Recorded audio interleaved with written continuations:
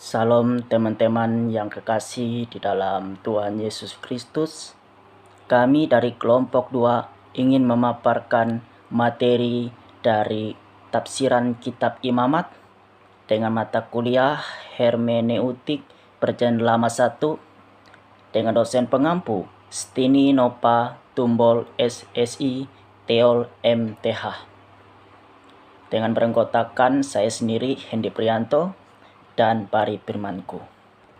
Baik, di sini kita akan langsung ke pendahuluannya, yaitu latar belakang kitab. Kitab Imamat sering dianggap sebagai yang tidak penting dan menarik hati, karena di dalamnya banyak peraturan serta ketetapan yang sulit dibaca dan dimengerti. Beberapa judul diberikan kepada kitab Imamat, terdiri dalam bahasa Ibrani, yaitu Wayigrat, yang berarti dan dia memanggil. Dalam bahasa Yunani, yaitu Lepitikon Pulgata, bahasa Inggrisnya yaitu Leviticus, serta dalam bahasa Indonesia yaitu Imamat. Kitab Imamat merupakan kelanjutan dari peristiwa-peristiwa dalam kitab Keluaran yang berakhir dengan penyelesaian pembangunan kemah suci. Hanya 1 bulan telah berlalu di antara peristiwa-peristiwa dalam Keluaran dan peristiwa dalam kitab Bilangan. Kitab Imamat adalah kitab yang ketiga dalam kitab Perjanjian Lama. Sebelum kitab Imamat terdapat kitab Keluaran yang berisi tentang hukum-hukum atau peraturan-peraturan yang diberikan Allah kepada Musa di atas Gunung Sinai. Kitab Imamat ini merupakan kumpulan bahan tulisan dari zaman Musa dengan ajaran-ajaran tentang hukum Allah yang mencerminkan kehidupan Israel di Kanaan lama sesudah Musa wafat. Dan kitab ini diyakini ditulis oleh sumber P. Secara definisi, kitab Imamat dianggap disusun sesudah kembalinya bangsa Israel dari pembuangan, yaitu antara 538 sebelum Masehi dan 400 sebelum Masehi. Komposisi dari kitab Imamat ada 6 bagian. Pasal 1 ayat yang ke-1 atau pasal 7 ayat yang ke-38. Ini berisi bagian mengenai ibadah dan dalam pasal 1 atau 3. Terdapat peraturan-peraturan singkat tentang cara 3 macam korban, yaitu korban bakaran, korban sajian, dan korban keselamatan. Peraturan-peraturan tentang korban penghapusan dosa serta korban penebusan salah sejak abad yang lalu.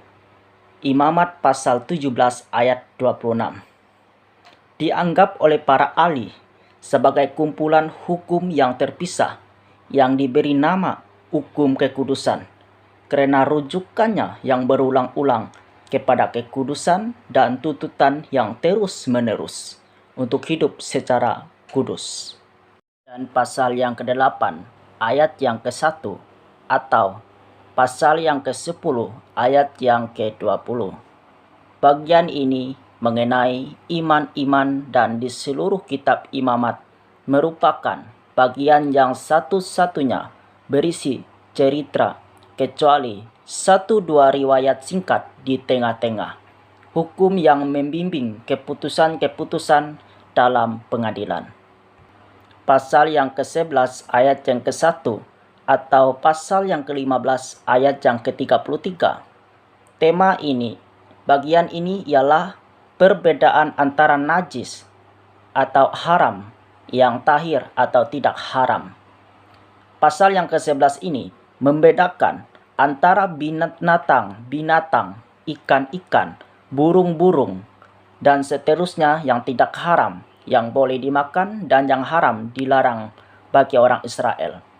Juga menasihatkan orang yang menjadi najis, terutama dari persentuhan dengan bangkai binatang supaya dia tahir lagi. Pasal yang ke-16 ayat yang ke-1 sampai yang ke-34. Meskipun istilah Hari Raya Pendamaian tidak dalam pasal 16 ini, tetapi pokoknya ialah upacara yang dilaksanakan pada hari itu. Hari itu dirayakan sekali setahun dan menjadi penting bagi orang Israel. Satu hal yang sangat menarik ialah seekor kambing jantan mengangkut segala kesalahan mereka ke tanah yang tandus dan dilepaskan di padang gurun. Yang ke-17 ayat yang ke-1 atau pasal yang ke-26 ayat yang ke-46. Bagian ini merangkum bermacam-macam pokok, tetapi dipersatukan oleh satu tema yang menonjol, yaitu kekudusan Tuhan Allah Israel. Bersifat kudus, sebab itu umat yang dengannya dia masuk berhubungan khusus harus hidup sebagai umat kudus. Pasal yang ke-27 ayat yang ke-1 sampai yang 34. Bagian yang singkat ini mengenai pembayaran nasar yang diucapkan kepada Tuhan dan pemberian persembahan sukarela kepadanya. Apakah tujuan dari kitab ini? Tujuan dari kitab ini yaitu dengan ringkas. Tujuan kitab Imamat ialah memperlihatkan kepada umat Israel cara bagaimana seharusnya mereka hidup umat yang kudus, yaitu sebagai umat yang dengannya Tuhan masuk hubungan perjanjian dan yang dipilih serta dipanggil untuk melayani Dia. Hukum-hukum asasi yang terdapat dalam kitab ini terlebih-lebih mengenai ibadah, kekudusan, kenajisan, perbedaan antara yang haram dan yang halal, dan kelakuan etis dalam kehidupan sehari-hari. Dan hukum-hukum itu dikumpulkan supaya umat Israel tetap berhubungan baik dengan Tuhan dan mengadakan perdamaian jika masakah. Batasan dari perikop ini adalah batasan perikop terdiri dari 11 ayat dan ada beberapa pokok pikiran di dalam satu perikop ini. Dari Imamat pasal 7 ayat yang ke-11 sampai dengan Imamat pasal 7 ayat yang ke-21 dengan perikop korban keselamatan. Pembagian pokok-pokok pikiran dalam ini ada beberapa pokok-pokok pikiran yang terbagi. 1. Imamat pasal 7 ayat 11 sampai yang ke-15. Dalam pembagian pokok pikiran yang pertama ini dituliskan tentang peraturan-peraturan tentang persembahan yang harus dibawa, berupa macam-macam roti dengan berbagai cara pembuatan yang harus disertai dengan minyak. 2. Imamat pasal 7 ayat 16 sampai yang ke-18. Dalam bagian ini menjelaskan tentang korban sembelihan yang dipersembahkan, ketentuan memakannya. 3. Imamat pasal 7 ayat 19 sampai yang ke-21.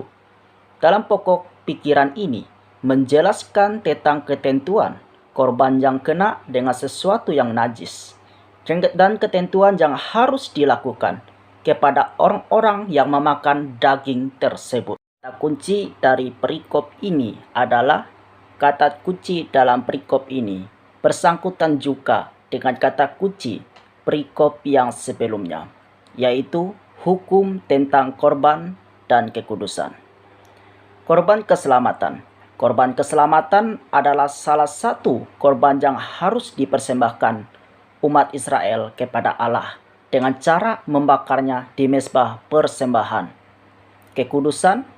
Allah menghendaki umat untuk tetap kudus dengan segala peraturan yang membuat umat itu disebut kudus.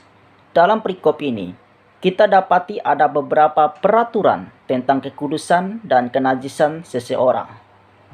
Baik, di sini kita akan kembali ke tafsiran Imamat pasal yang ke-7 ayat yang ke-11 sampai yang ke-21 dengan perikop korban keselamatan. Korban keselamatan dari pasal 3 ayat 1 sampai 17. Korban keselamatan ini adalah satu-satunya di antara korban-korban atau bakaran penghapusan dosa penebus kesalahan. Yang orangnya yang mempersembahkan korban diperkenankan mendapat bagiannya. Karena itu, bagian Tuhan, bagian para iman, dan bagian yang mempersembahkan korban dibeda-bedakan dengan tegas. Ayat yang ke-11, korban keselamatan. Korban keselamatan itu dapat dipersembahkan dengan maksud memberi syukur atau pujian, dengan maksud membayar nasyar, dan dengan sukarela saja. Ayat yang ke-12, untuk memberi syukur, kurban ungkapan syukur ditambahkan dengan 3 jenis roti yang diolah dengan minyak. Satu roti dari masing-masing jenis merupakan persembahan khusus teruma yang diangkat ke langit di hadapan seluruh jemaat dan kemudian dipersembahkan kepada iman yang bertugas. Ayat yang ke-13, roti bulat yang beraki. Itu adalah kurban lain yang menyertai kurban pujian itu. Ayat yang ke-14, persembahan khusus, satu dari setiap macam roti yang disebut dalam ayat 12 atau 13 harus diberikan secara simbolis kepada Tuhan dengan ditinggikan di depan mezbah, lalu menjadi bagian iman yang bertugas waktu korban keselamatan itu dipersembahkan. Ayat yang ke-15, sedikit pun daripadanya janganlah ditinggalkan sampai pagi. Ini adalah peraturan yang disampaikan Tuhan bahwa korban yang mereka persembahkan tidak boleh disisakan sampai pagi. Hari kalaupun disisakan sampai pagi, haruslah dibakar sampai habis dengan api. Ayat yang ke-16, korban nazar atau korban sukarela. Kedua korban ini selalu disebut bersama-sama dalam kitab Imamat atau pasal 22 ayat yang ke-18 atau pasal 23 ayat yang ke-28. Tujuan korban pertama ialah memenuhi nazar yang diucapkan seseorang dalam keadaan yang sulit. Sesudah Tuhan menolong dan menyelamatkan dia, barulah ia mempersembahkan korban. Korban kedua dipersembahkan tanpa alasan khusus, kecuali mengingat kebaikan hati Tuhan. Ayat yang ke-17, haruslah dibakar habis dengan api. Ini suatu ketentuan dalam mempersembahkan korban bakaran kepada Tuhan. Jika korban bakaran yang dipersembahkan masih ada yang tertinggal dan sampai kita hari masih ada, itu harus dibakar habis. Atau Keluaran pasal 12 ayat yang ke-10, Imamat pasal 19 ayat yang ke-6. Ayat yang ke-18, korban itu dianggap batal baginya. Tuhan berkenan kepada orang yang membawa korban. Pasal 1 ayat yang ke-3. Tetapi jika peraturan tentang makanan ini dilanggar, maka keuntungan itu dibatalkan. Sesuatu yang jijik atau bisa diartikan juga sebagai najis dan juga sudah tidak berkenan di hadapan Tuhan. Baik yang mempersembahkan korban tersebut dan juga orang yang memakannya. Atau Imamat pasal 19 ayat 7. Pasal yang kelima ayat 1. Ayat ke-19, najis. Daging yang dipersembahkan tidak boleh menyentuh sesuatu yang najis atau dimakan oleh orang yang najis. Hal yang menjadikan seseorang itu najis dibahas di dalam bagian hukum-hukum kesucian dalam pasal yang ke-11 sampai 15. Ayat yang ke-20. Dalam keadaan najis, orang yang menurut tata cara ibadah tidak tahir namun ikut mengambil bagian dalam upacara korban dan persembahan harus dihukum Allah dengan keras. Ayat yang ke-21. Kenajisan berasal dari manusia. Kemungkinan kenajisan yang berasal dari manusia. Pasal 21 ayat yang ke-1. Dan imamat pasal yang ke-22 ayat yang ke-4. Atau kepada hewan yang najis. Kenajisan yang berasal dari hewan yang adalah hewan yang sudah mati dan menjadi bangkai. Dalam imamat pasal 5 ayat yang kedua, pasal 11 ayat yang ke-35 sampai yang ke-36. Refleksi teologi, kitab imamat ini memuat tentang korban-korban dan tentang peraturan seorang dalam mempersembahkan korbannya, dan tentang kekudusan seorang yang mempersembahkan korban bakaran kepada Tuhan. Dan dalam imamat pasal 7 ayat 11 sampai 21 dengan perikop korban keselamatan yang memuat tentang peraturan dalam mempersembahkan korban keselamatan. Pada zaman Perjanjian Lama, bangsa Israel haruslah melakukan persembahan dengan cara mengorbankan lembu, gandum, roti, dan lain-lain untuk menebus dosa mereka, mengadakan pendamaian dengan Tuhan, dan juga untuk mengungkapkan syukur kepada Tuhan dengan cara-cara yang telah ditentukan yang tidak bisa dilanggar atau diubah karena peraturan dan hukum-hukum untuk mempersembahkan korban bakaran berasal dari Allah sendiri. Implikasi bagi kita yang hidup sekarang bahwa kita haruslah bersyukur karena dengan pengorbanan Tuhan Yesus di kayu salib, kita sudah tidak melakukan persembahan dengan cara mengorbankan domba, gandum, roti, dan lain-lain. Karena sudah dilakukan pengorbanan yang sejati, yaitu Yesus Kristus.